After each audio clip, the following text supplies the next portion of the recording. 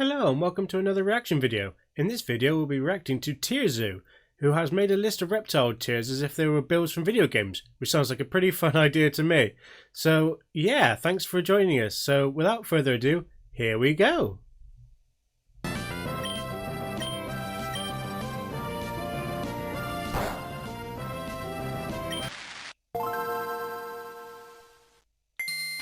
This video was made in partnership with CuriosityStream. Reptiles are a diverse faction full of many strategies, and generally speaking they tend to be fairly straightforward. Turtles are tank builds that spec into high defensive stats at the cost of mobility. Crocodiles are damage dealers that focus on grappling to secure kills. Snakes optimize for stealth and rely on status effects. Oh no, the poison damage. But where do lizards fit into the meta? They aren't really known for extreme speed, but as far as cold-blooded builds go, they're quicker than most. And while not as tanky as turtles, and not as stealthy as snakes, they can hold their own in each of these departments as well. Some of the larger lizards can even give crocodilians a run for their money in the power category too. While many of them could best be described as jack-of-all-trades generalists, there are also plenty of lizards with extremely unique abilities. So to better understand the many different game plans employed by the lizard player base, today we're going through the lizard tier list. Before we get into the tier list though, first I'd like to start with some background on the history of the lizard faction. So back during the Carboniferous expansion, the meta revolved around the conflict between the two most powerful factions, the amphibians and the arthropods. However, during this time, a small subsection of the amphibian player base unlocked two new special abilities, the eggshell, which allowed them to respawn on dry land rather than in the water, and scales, which gave them massively increased dehydration resistance. This eliminated their reliance on water and allowed them to explore tons of new strategies, eventually diversifying into all of the reptile builds in today's meta, as well as a few that were so overpowered that they ended up getting nerfed. The most powerful lizard build of all time was the Mosasaurus, a build that arose from a player base of beach-dwelling monitor lizards that spec'd into aquatic mobility options in order to avoid being griefed by dinosaurs. That's cool. But one of the most powerful lizards of today's meta. We're actually going to begin in D tier, as I don't think there are any truly awful lizard builds. The adaptations they've made to eliminate the weaknesses of their amphibian ancestors is enough to escape bottom tier in my opinion. So how do lizards stack up? Let's get into the tier list. In D tier, we have the skink, a smaller lizard build with very little in the way of unique special abilities. Their stats are also quite low, and their game plan generally just consists of chasing down players in the lower weight class, just munching on termites, and struggles pretty hard when forced to defend itself. In particular, this build has a lot of trouble dealing with birds. Despite the fact that it often hunts in grassy fields, it lacks the stealth stats required to avoid detection from above. In fact, many skinks are known for being brightly colored or having one specifically brightly colored body part. Skinks try to avoid being griefed by digging burrows for themselves, and while burrows are a great hiding place, the burrowing playstyle tends to work best when you've got the ability to launch a powerful attack in a single direction, since the bottleneck of a burrow makes it near impossible for a predator to approach without getting hit. Skinks can't really mount any sort of attack, so if their burrow gets discovered, it's most likely game over. The one defensive ability they do have is one commonly found in the lizard player base, autotomy. Autotomy allows the user to drop their tail in order to get one free escape from a combo or grab. Now, to be fair, being able to break out of your opponent's death combos is an extremely useful trait that can save you from certain defeat.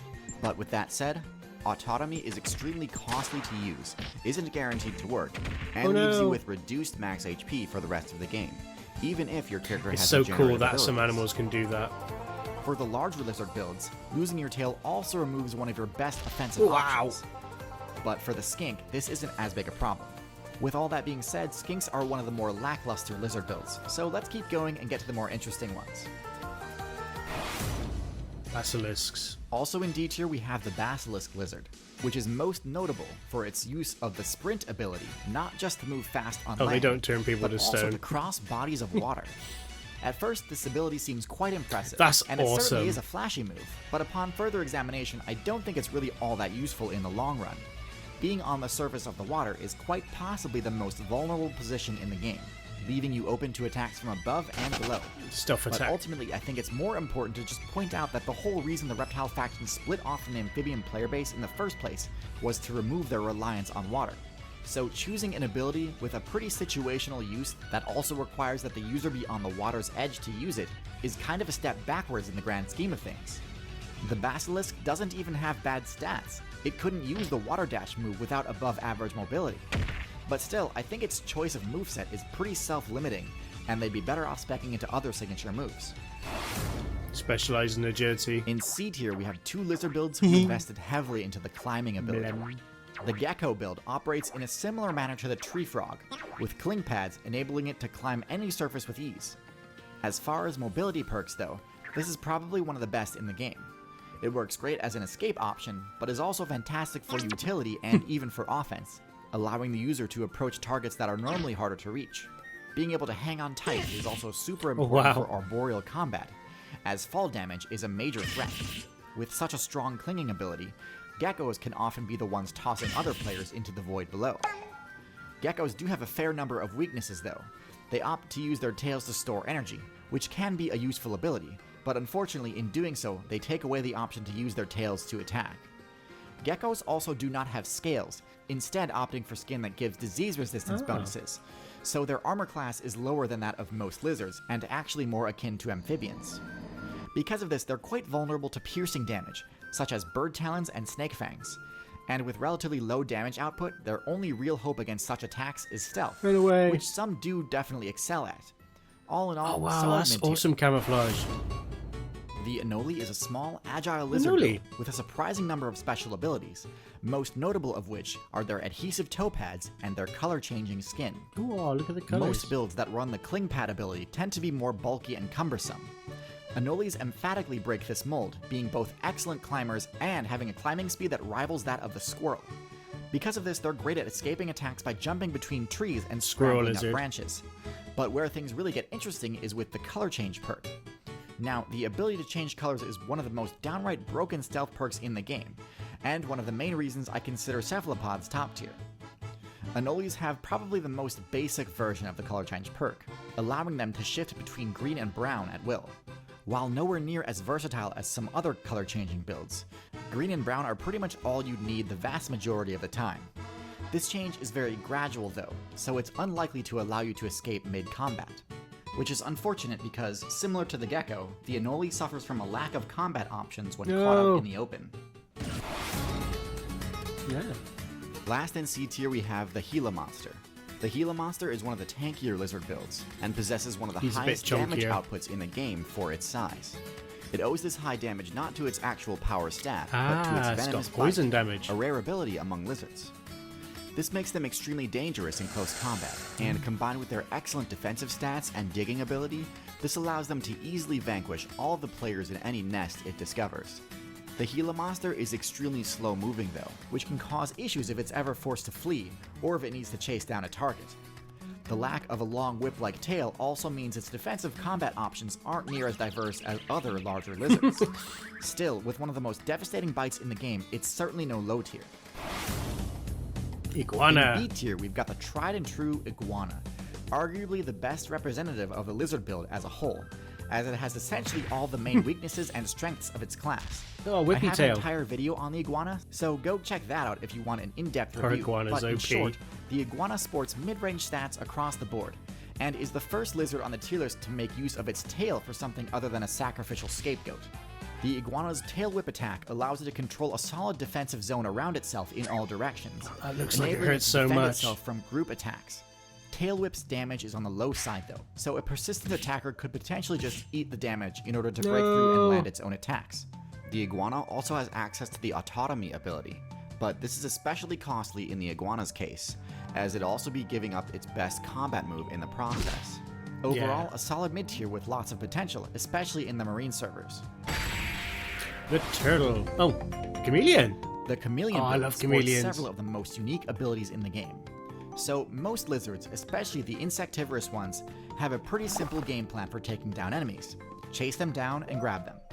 This strategy has a lot of limitations though. First of all, it means you've got pretty much no options to attack a player who is too large to grab. It also forces you to optimize heavily towards mobility, forcing you to neglect other potential strategies in order to have a chance at catching up to your target. The chameleon subverts this limitation by speccing into one of the strangest abilities in the game, Range a attack. tether tongue attack. This essentially functions as a ranged grab and is extremely effective at scoring the chameleon kills. This also allows the chameleon the freedom to prioritize other stats These over little mobility, graspy hands. and in the chameleon's case, they're clearly optimized for stealth, as evidenced by their other special ability, color change. Now, while chameleons can change color in order to buff their camouflage, most use it for communication and intimidation, shifting to brighter colors to display dominance. While they don't have the same cling pads that geckos and anoles do, their prehensile tail gives them extra birds. Why security is it always to ensure that birds? they don't get easily ripped out of trees, and allows them to attack from riskier positions. With all this said, though, they still struggle when caught out in the open because of their low mobility. Oh yeah, And they don't also move share the very same fast. offensive weakness of not being able to take down players that they can't gulp down in a single bite. Tierzoo. Tierzoo is a lizard build that has long been overlooked, but has recently become a serious contender on the tier list. Its recent invasion into the North American server has destabilized the local meta, and when you look at their stats, it's easy to see why. Tiezoos are similar in both strategy and stats to the iguana, but slightly slower and more defense-oriented. Their thicker hide and stockier build allows them to shake off attacks that would send other characters reeling. They've also got a higher intelligence stat than most lizards, which, in addition to making them surprisingly decent support builds, also makes them great at outsmarting builds like alligators in order to attack their nests. Tiezoos are also omnivores, meaning they aren't forced to participate in PvP in order to level up. They did spec into the autotomy ability though, which I unfortunately think keeps them out of top tier. Before I reveal the top tier lizards, I just want to say real quick, if you've made it this far and are enjoying the video, it would sure make my day if you subscribed. Thanks. It would also make my day So, if you without a subscribed. shadow of a doubt, the best lizard build is the monitor To lizard. both of us. They have everything. They've got the best stats, a combination of great mobility, power, size, and intelligence. Similar to the iguana, monitor lizards have an extremely powerful you gotta be tail tough to take on capable lions. of deterring even top-tier predators. Monitor lizards also have a venomous bite, which again is a rarity in the lizard faction. While not the speediest lizards outright, Oh, look they at him do have go. great versatility in their movement, being able to swim efficiently as well as climb most surfaces, though not to the same degree as the marine iguana or the gecko respectively. Their high intelligence enables them to consistently figure out ways to successfully raid the spawn points of other players, and their high defense makes it so they can be rather difficult to stop once they've committed to an attack. This faction also contains the most powerful lizard in the game, a lizard that reaches near dinosaur power levels. Komodo. Komodo dragons are extremely powerful. Oh, They wow. have a venomous bite that, while not as powerful as cobra venom, is still powerful enough to seriously weaken Oh, even damn, the it took tankiest it down. builds. But even without that, they'd be an absolute powerhouse. Their tail swipes, claw slashes, and thrashing bites can easily shred through the HP of their targets. Their only real weakness is their speed, which, while solid, isn't broken by any means. Still, with their incredible sense of smell, a player can never really truly escape a Komodo that's hunting them. The distance that you need to flee in order to make the Komodo unable to track you down would require you to leave the island server entirely. Last but certainly so they not can track least, you anywhere on the Komodos, island. as well as the That's entire OP. Monitor Lizard player base, understand that their tails are an invaluable weapon that shouldn't be sacrificed in order to escape a battle. So there you have it, the lizard tier list. Hopefully now you've got a good understanding of the lizard's strategies and matchups.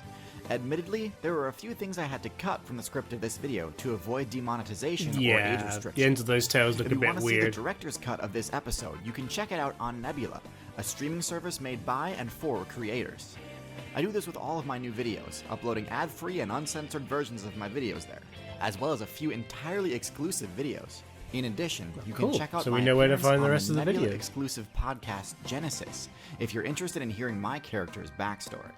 Nebula has partnered with CuriosityStream to bring you both services for less than $15 a year, which is 26% off the price of what CuriosityStream alone normally goes for. CuriosityStream, if you somehow didn't already know, is another amazing streaming service where you can watch thousands of high-quality documentaries, including Amazing Dino World, a Dinos. documentary about the aforementioned Mosasaurus. To get access, head to curiositystream.com/Tierzoo. Thanks again to CuriosityStream for partnering with us at Nebula. Thank you to my patrons on Patreon, and thank you for watching.